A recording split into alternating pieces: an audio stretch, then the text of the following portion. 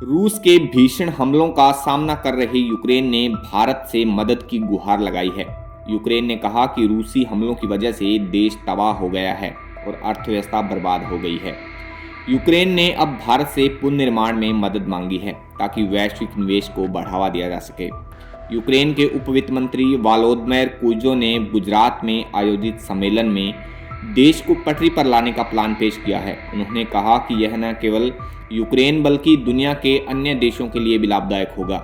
यूक्रेनी अधिकारियों को गुजरात में मंच देने को भारतीय विदेश नीति में बदलाव का संकेत माना जा रहा है। इससे पहले भारत ने रूसी हमले की आलोचना करने से मना कर दिया था। इससे यूक्रेन सरकार भड़क उठी थी। यूक्रेन के अधिकारियों ने कहा कि युद्ध की चुनौती के बाद भी हमारे देश की अर्थव्यवस्था में काफ़ी तेजी है।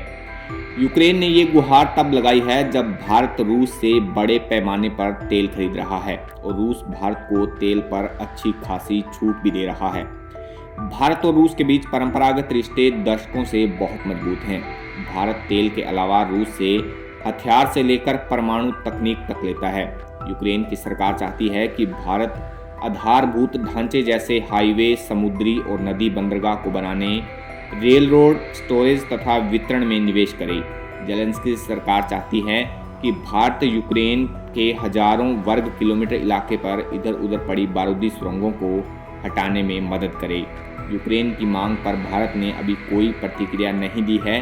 इस बीच कई विशेषज्ञों का कहना है कि यूक्रेन के अनुरोध के बाद भी भारत वहां कोई निवेश नहीं करने वाला है, वह भी तब जब पश्चिमी देश यूक्रेन को हथियार दे रहे हैं, जिससे यूक्रेन की लड़ाई और लंबी खिंचती जा रही है। हालांकि अब पश्चिमी देशों के हथियारों का जखीरा भी खाली हो रहा है, इसलिए वे भी किनारा कर रहे हैं। भारत के पूर्व राजदूत रहे राजीव भाटिया ने रूसी मीडिया स्पुतनिक से बातचीत में कहा कि भारत में दुनिया की करीब 18% आबादी निवास करती है। यह नहीं, भारत अभी विकासशील देश है जिसकी अर्थव्यवस्था केवल $3 ट्रिलियन है। भारत ने हमेशा से ही इस संघर्ष के शांतिपूर्ण हल पर जोर दिया है, इसलिए युद्ध से जुड़े नुकसान का बिल किसी और को भरना चाहिए। वहीं कुछ अन्य विशेषज्ञों ने सुझाव दिया कि भारत को रूस के साथ अपने रिश्ते को देखते हुए तटस्थ रवैया बरकरार रखना चाहिए। Retired major general MV Asthana कहते हैं कि भारत भू राजनीतिक स्थिति और खर्च को देखकर यूक्रेन की मांग पर विचार करेगा। भारत को अभी देश में ही बहुत सारे काम करने हैं।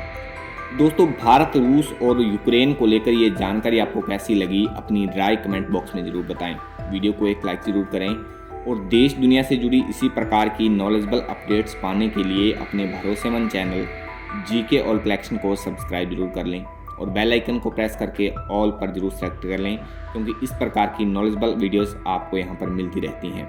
धन्यवाद।